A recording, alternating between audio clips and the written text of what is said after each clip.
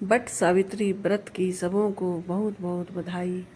यह व्रत हम हिंदू नारियां सौभाग्यवती स्त्री के लिए बहुत ही शुभ मानी जाती है। हम सभी अपने अपने घरों में बट वृक्ष की पूजा करते हैं, उपवास करते हैं, तरह तरह की मिठाई बनाते हैं। लेकिन आजकल भाग दौड़ की दुनिया में सब छोटे रूप में ही पूजा करना चाहते हैं, जिससे पूर्ण फल की प्राप्ति हो और पूजा भी ज़्यादा समय न लगे, हमारा सारा काम सुचारू रूप से होता रहे। आइए हम सभी छोटे रूप में ही, ज़्यादा मिठाई न बना सकें तो गुड़ फल से ही पूजा करते हैं।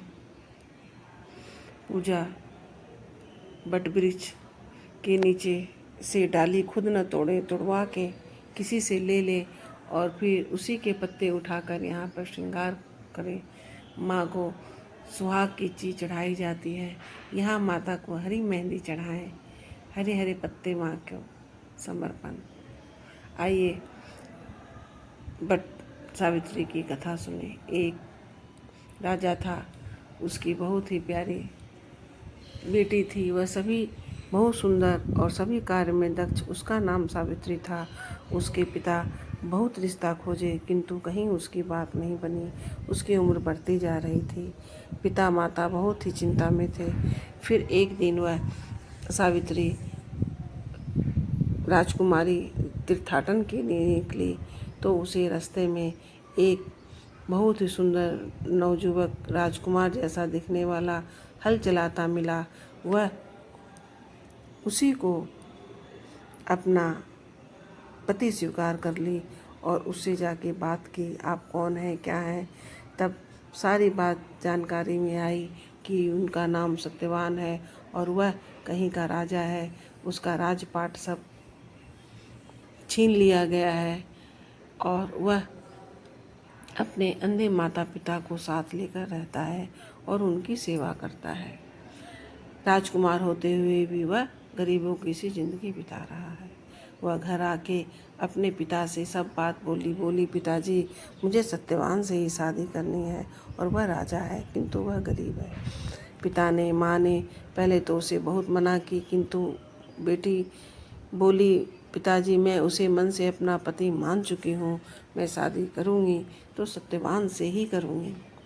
बेटी की जिद के सामने राजा ने अपने दूतों को भेजकर सत्यवान के घर से उसकी जन्म तिथि आदि मंगवाई और उन दोनों की कुंडली मिलाई। अच्छे अच्छे ब्राह्मणों को बुलवाया। तब ब्राह्मण देवता देखे तो बोले, भाई यह संबंध तो नहीं हो सकता, क्योंकि सत्यवान की आयु तो बेसी नहीं है, वह साल भर के अंदर ही महाघर मतलब भगवान को प्यारा हो जाएगा। यह बात सुन माता पिता गरीब के साथ शादी करने तैयार थे, किंतु अल्पायु के साथ माता पिता बहुत ही दुखी हुए और अपनी पुत्री को मनाने लगे। लेकिन उन्होंने अपनी पुत्री की जिद के सामने घुटने टेक दिए और फिर सावित्री और सत्यवान की शादी हो गई। सावित्री तो जानती थी कि मेरे पति की आयु अब कुछ ही महीनों की है। वह अपने ससुराल में जाकर बहुत अच्छी तरह से अपने पति और सास ससुर, अंधे सास ससुर की सेवा करने लगी और घर में ही रहती, भगवान की पूजा पाठ जप तप करती और अपना सतीत्व धर्म पतित्व धर्म पालन कर रही थी। उसके पति जाते जंगल लकड़ी काट कर लाते और यह जो भी घर में रहता खाना बनाती, सास ससुर को खिलाती और उनकी सेवा करती। इसी तरह साल भर कैसे बीत गए पता ही नहीं चला।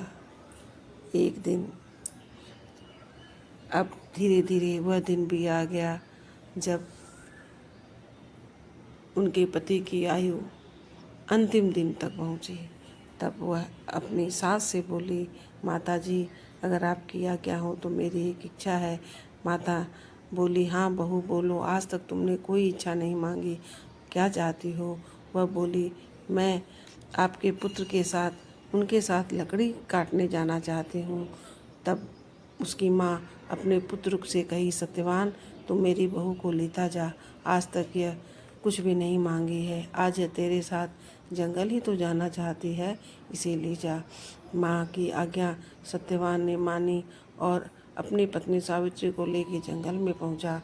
जंगल में गया और जैसे वह पेड़ के ऊपर जाकर लकड़ी काटने लगा तो उसे चक्कर सा आ गया और वह नीचे गिर मूर्छित क्या हुआ, वह महागर हो गया। सावित्री तो सब जानती थी। उसी समय वह अपने सतीत्व धर्म से उसे अपने गोद में लेके लेट गई और जाते हुए प्राणों को रोक लिया और वह भगवान का नाम पुकारने लग गई। इसी समय यमराज आए और बोले, हे पुत्री, इसे छोड़, यह मेरा ग्रास है, आज इसकी आयु खत्म हो गई है, इसे तो अब जाना ही पड़ेगा। वह बोली, नहीं, मैं इसे नहीं जाने दूंगी। इसके बाद इसके अंधे माँ बाप का क्या होगा, उनका भरण पोषण कैसे होगा, यह नहीं जा सकते। तब यमराज भी सतीत्व धर्म के सामने छोटे पड़ गए, मौन हो गए। उन्होंने कहा, ठीक है, मैं तुम्हें वरदान देता हूँ, तो कुछ अब मांग ले। तब उसने अपने सास ससुर की नेत्रों की दृष्टि मांगी और उन्हें खोया हुआ राज वापस मिल जाए, यह वरदान मांगा। तब और माता पिता के का वंश चलता रहे, सत्यवान से उसके 100 पुत्र हो, उसने ऐसा वरदान मांगा और यमराज देवता ने उसे तथास्तु कह दिया।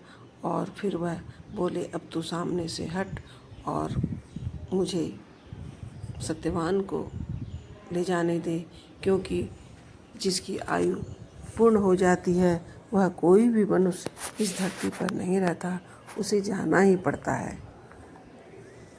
जब सत्यवान को यमराज ले जा रहे थे, वह भी उसके पीछे पीछे चली और बोली कि आप बहुत दूर जाने के बाद फिर यमराज पीछे घूम के देखे तो बोले, अरे अभी भी तुम आ रही हो, कैसी जिद्दी लड़की हो, तुम्हें तो मैंने वरदान दे दिया, तुम्हें राजपाट मिल गया, तेरे पति को दृष्टि मिल गई और तुझे पुत्रवती का भी आशीर्वाद दिया। अब तुम जाओ और उस धरती पर सुख भोगो, तुम्हारा अभी आने का समय नहीं हुआ है। तब सावित्री बोली, हे यमराज देव, आप ही गलत कर रहे हैं, मैं तो सही अपने रास्ते पर ही चल रही हूँ। आपने मुझे वरदान दिया, मैं उसी का पालन कर रही हूँ। यमराज ने कहा, कैसे? तब सावित्री ने कहा, मैंने कहा आप मेरे सास ससुर के नेत्रों की ज्योति वापस कर दें, उनका खोया हुआ राज्य वापस कर दें और उन्हें उनके पुत्र सत्यवान से उनके 100 पुत्र उनको उनकी नज़रों से उन्हें दिखे और वे सब सुख भोगें। मैंने आपसे ऐसा वरदान मांगा और आपने तथास्तु कहा। और फिर यमराज देव, आप मेरे पति को ले जा रहे हैं और मैं पतिव्रता हूँ, जब मेरे पति नहीं रहेंगे तो मेरे 100 पुत्र कैसे होंगे, यह तो आपको सोचना ही पड़ेगा, मैं कहाँ गलत हूँ। तब यमराज ने अपने सर पर हाथ रख लिया कि वाह रे पतिव्रता नारी, वाह रे सतीत्व नारी, वाह रे भारत की नारी, तुमने तो मुझे ठग लिया। तुमने इस तरह वरदान मांगा और मैं फंस गया, और जब मैं वरदान दे दिया तो अब मैं इसे वापस भी नहीं ले सकता। ठीक है, मैं तुम्हारी भक्ति से, तुम्हारी पति सेवा, सास बहू सेवा और माँ की सेवा सबसे प्रसन्न हूँ। मैं तुम्हारे पति को वापस करता हूँ। ऐसा कहकर यमराज ने उनके पति के प्राणों को छोड़ दिया। तब सावित्री ने उन्हें प्रणाम कर कर उनका आशीर्वाद ले वापस दौड़ती हुई उस वटवृक्ष के नीचे आई, और जब वो देखी उसके पति हिल रहे थे और उठने की चेष्टा कर रहे थे, सावित्री जल्दी से उन्हें गई उठाई तो वो बोले, मुझे बहुत ही गहरी नींद आई।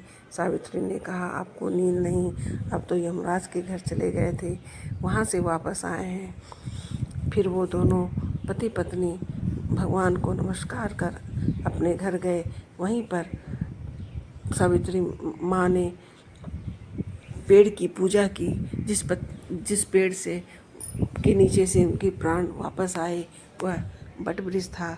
तब सावित्री ने उस बट वृक्ष की पूजा की, परिक्रमा लगाई, अपने पति को प्रसाद खिलाया, जंगली फल चुनकर ही पूजा की।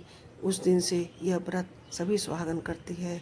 और जब वह दोनों घर आए तो देखे उसके सास ससुर को दृष्टि मिल गई, उनका खोया हुआ राज्य वापस मिल गया।